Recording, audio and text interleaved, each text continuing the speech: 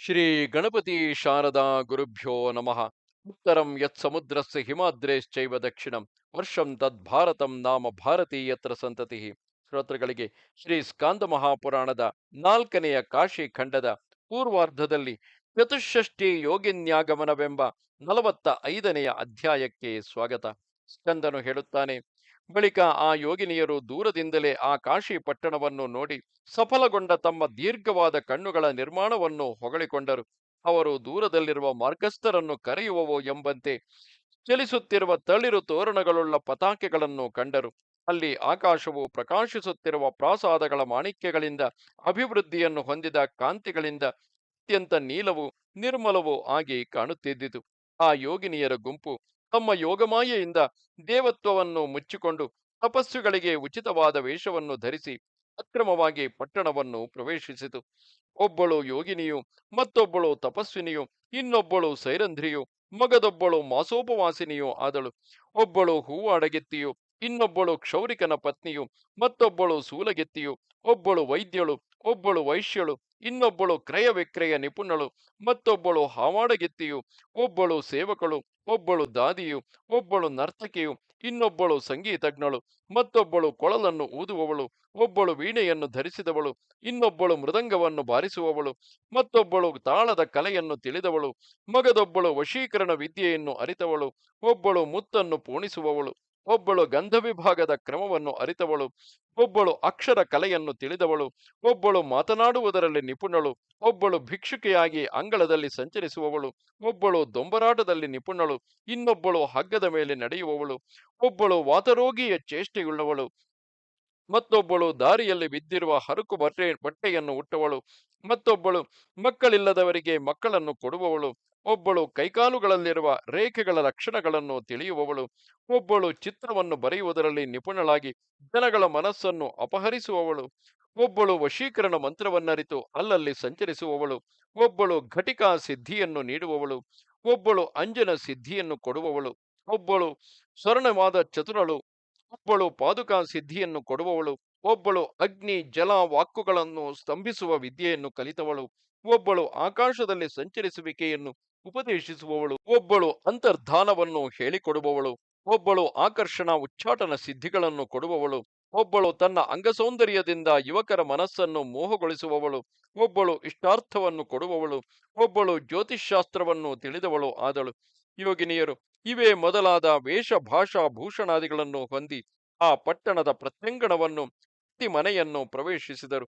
ಹೀಗೆ ಅವರು ದಿವೋದಾಸ ರಾಜನಿಗೆ ವಿಘ್ನವನ್ನು ಉಂಟು ಮಾಡಲು ಇಚ್ಛೆಯುಳ್ಳವರಾಗಿ ಪಟ್ಟಣದಲ್ಲಿ ಹಗಲು ರಾತ್ರಿ 1 ವರ್ಷ ಸಂಚರಿಸುತ್ತಾ ಎಲ್ಲಿಯೂ ಅವಕಾಶವನ್ನೇ ಹೊಂದಲಿಲ್ಲ. ಬಳಿಕ ಅವರೆಲ್ಲರೂ ಒಟ್ಟಿಗೆ ಸೇರಿ ನಿಷ್ಫಲ ಮನೋರಥರಾಗಿ ಅಲ್ಲಿಯೇ ನೆಲೆಸಿದರು. ಮರಳಿ ಮಂದರ ಪರ್ವತಕ್ಕೆ ಹೋಗಲಿಲ್ಲ. ಸ್ವಾಮಿ ಕಾರ್ಯವನ್ನು ನೆರವೇರಿಸದೆ ಸಭಾ ಸಂಭಾವನೆಯಿಂದ ವೃದ್ಧಿಗೊಂಡ ಯಾವನು ತಾನೇ ಜೀವದಿಂದ ಸ್ವಾಮಿಯ ಮುಂದೆ ನಿಲ್ಲಲು ಶಕ್ತನಾದಾನು. ಮುನಿಯೇ, ಆ ಯೋಗಿನಿಯರು ಹೀಗೆ ಚಿಂತಿಸಿದರು. ನಾವು ಸ್ವಾಮಿ ಇಲ್ಲದಿದ್ದರೂ ಬದುಕುವೆವು, ಕಾಶಿಯನ್ನು ಬಿಟ್ಟು ಮಾತ್ರ ಜೀವಿಸಲಾರೆವು. ಪ್ರಭುವು ಸದ್ಭೃತ್ಯನಲ್ಲಿ ಕುಪಿತನಾದರೆ ಪ್ರಾಣವನ್ನು ಮಾತ್ರ ಅಪಹರಿಸುವನು. ಕಾಶಿ ತ್ಯಾಗದಿಂದ ಪುರುಷಾರ್ಥ ಚತುಷ್ಟಯವೇ ನಾಶವಾಗುವುದು. ಮುನಿಯೇ, ಆ ಯೋಗಿನಿಯರು ಅದು ಮೊದಲ್ಗೊಂಡು 3 ಲೋಕದಲ್ಲಿ ಸಂಚರಿಸುತ್ತಿದ್ದರು ಕಾಶಿಯನ್ನುಳಿದು ಬೀತರ ಕಡೆಯಲ್ಲಿ ವಾಸಿಸಲಿಲ್ಲ. ಶ್ರೀ ಕಾಶಿಯನ್ನು ಹೊಂದಿಯೂ ಅದನ್ನು ಬಿಡಲು ಅಪೇಕ್ಷಿಸುವ ದುಷ್ಟ ಬುದ್ಧಿಯು ಧರ್ಮ ಕಾಮಾರ್ಥ ಮೋಕ್ಷಗಳಿಲ್ಲದವನಾಗುವನು. ಯಾವ ದುರ್ಬುದ್ಧಿಯು ಅಲ್ಪ ಸಂಪತ್ತಿನಲ್ಲಿ ಆಶೆಯುಳ್ಳವನಾಗಿ ಮೋಕ್ಷ ನಿಧಿಗೆ ಕಲಶಪ್ರಾಯವಾದ ಕಾಶಿಯನ್ನು ಹೊಂದಿಯೂ ಬೇರೆ ಕಡೆಗೆ ಹೋಗಲಿಚ್ಛಿಸುವನು. ಪುಣ್ಯ ಕಾರಣನಾದ ಮಹೇಶ್ವರನು ವಿಮುಖನಾಗಿದ್ದರೂ ಕಾಶಿಯನ್ನು ಸೇವಿಸುವುದರಿಂದ ಉಂಟಾದ ಪುಣ್ಯದಿಂದ ಸಮ್ಮುಖನೇ ಆಗುವನು. ಅದರಿಂದ ನಾವು ಧನ್ಯರೇ ಆಗುವೆವು. ಸರ್ವಜ್ಞನಾದ ವಿಶ್ವೇಶ್ವರನು ಕೆಲವು ದಿನಗಳಲ್ಲಿಯೇ ಇಲ್ಲಿಗೆ ಬರುವನು. ಅವನು ಕಾಶಿಯನ್ನು ಬಿಟ್ಟು ಇತರ ಕಡೆಗಳಲ್ಲಿ ಆನಂದಗೊಳ್ಳುವುದಿಲ್ಲ. ಈ ಕಾಶಿಯು ಸಮಸ್ತರು ತಿಳಿಯಬೇಕಾದ ಶಿವನ ಶಕ್ತಿ ರೂಪವಾಗಿರುವುದು. ಇದರ ಪರಮ ಸೌಖ್ಯವನ್ನು ಶಿವನೇ ಬಲ್ಲನು. ಯೋಗಿನಿಯರ ಗುಂಪು ಹೀಗೆ ಮನಸ್ಸಿನಲ್ಲಿಯೇ ನಿಶ್ಚಯಿಸಿ ಯಾವುದೋ ಒಂದು ಮಾಯೆಯೊಡನೆ ಪ್ರಚ್ಛನ್ನವಾಗಿ ಕಾಶಿಯಲ್ಲಿ ನೆಲೆಸಿತು. ವ್ಯಾಸನು ಹೇಳುತ್ತಾನೆ, ಅಗಸ್ತ್ಯನು ಅದನ್ನು ಕೇಳಿ ಮರಳಿ ಹೀಗೆ ಪ್ರಶ್ನಿಸಿದನು. ಸ್ಕಂದ, ಆ ಯೋಗಿನಿಯರ ನಾಮಗಳಾವುವು? ಕಾಶಿಯಲ್ಲಿ ಯೋಗಿನಿಯರನ್ನು ಸೇವಿಸುವುದರಿಂದ ಯಾವ ಫಲವು ಉಂಟಾಗುವುದು? ಅವರನ್ನು ಯಾವ ಪರ್ವಕಾಲದಲ್ಲಿ ಹೀಗೆ ಪೂಜಿಸಬೇಕು? ಅದನ್ನು ಹೇಳು. ಸ್ಕಂದನು ಯೋಗಿನಿಯರ ಸಂಬಂಧವಾದ ಮುನಿಯ ಪ್ರಶ್ನೆಯನ್ನು ಕೇಳಿ, ಮುನಿಯೇ, ಲಾಲಿಸು, ಹೇಳುವೆನು ಎಂದನು. ಸ್ಕಂದನು ಹೇಳುತ್ತಾನೆ, ಅಯ್ಯ ಅಗಸ್ತ್ಯನೇ, ಯೋಗಿನಿಯರ ಹೆಸರನ್ನು ಹೇಳುವೆನು. ಇದನ್ನು ಕೇಳಿದ ಭಕ್ತರ ಪಾಪಗಳು ಕೂಡಲೇ ನಾಶವಾಗುವವು.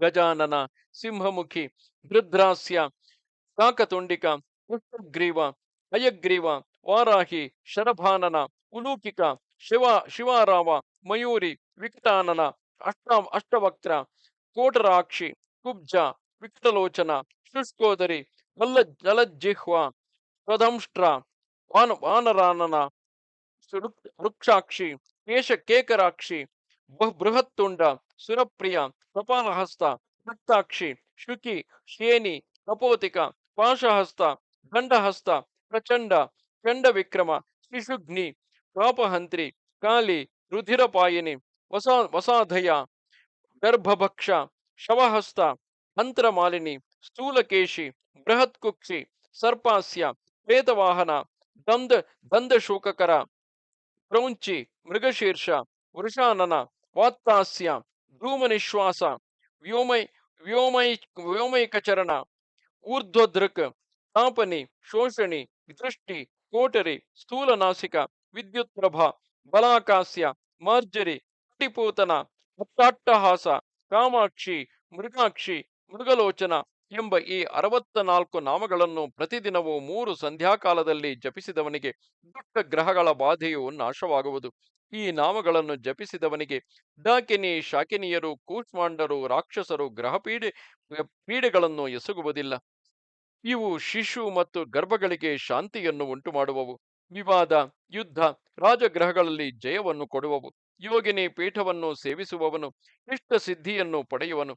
ಆ ಪೀಠದಲ್ಲಿ ಇತರ ಮಂತ್ರಗಳನ್ನು ಜಪಿಸುವವನು ಸಿದ್ಧಿಯನ್ನು ಹೊಂದುವನು. ಬಲಿ ಪೂಜೆಗಳನ್ನು ಮಾಡುವುದರಿಂದಲೂ ಕಾಣಿಕೆ, ಧೂಪ, ದೀಪಗಳನ್ನು ಸಮರ್ಪಿಸುವುದರಿಂದಲೂ ಯೋಗಿನಿಯರು ಶೀಘ್ರವಾಗಿ ಪ್ರಸನ್ನರಾಗಿ ಇಷ್ಟಾರ್ಥಗಳನ್ನು ನೀಡುವರು. ಇಲ್ಲಿ ಮಂತ್ರಜ್ಞನು ಶರತ್ಕಾಲದಲ್ಲಿ ವಿಧಿಪೂರ್ವಕವಾಗಿ ಮಹಾಪೂಜೆಯನ್ನು ಮಾಡಿ ಹವಿಸ್ಸಿನಿಂದ ಹೋಮಿಸಿದರೆ ಮಹಾಸಿದ್ಧಿಯನ್ನು ಪಡೆಯುವನು.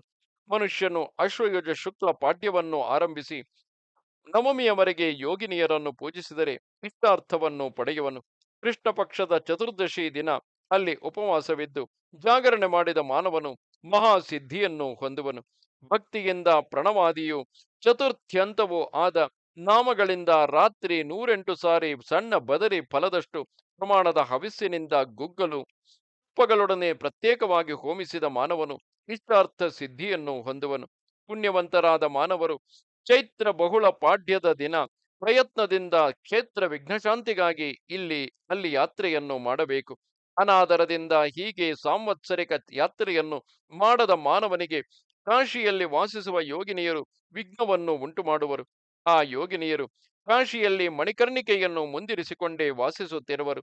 ಮನುಷ್ಯನು ಆ ಮಣಿಕರ್ಣಿಕೆಯನ್ನು ವಂದಿಸುವುದರಿಂದ ವಿಘ್ನ ಪೀಡಿತನಾಗುವುದಿಲ್ಲ. ಇಲ್ಲಿಗೆ 81,000 ಶ್ಲೋಕಗಳ ಸಂಹಿತೆಯೆಂದು ಪ್ರಸಿದ್ಧವಾದ ಶ್ರೀ ಸ್ಕಾಂದ ಮಹಾಪುರಾಣದ 4ನೆಯ ಕಾಶಿ ಖಂಡದ ಪೂರ್ವಾರ್ಧದಲ್ಲಿ ಚತುಷ್ಷಷ್ಟಿ ಯೋಗಿನ್ಯಾಗಮನವೆಂಬ 45ನೆಯ ಅಧ್ಯಾಯವು ಮುಗಿದುದು. ನಮಸ್ತೆ ಶಾರದೆ ದೇವಿ, ಕಾಶ್ಮೀರ ಪುರವಾಸಿನಿ, ತ್ವಾಮಹಂ ಪ್ರಾರ್ಥೆಯೇ ನಿತ್ಯಂ, ವಿದ್ಯಾದಾನಂಚ ದೇಹಿಮೆ. ನಮಸ್ಕಾರ.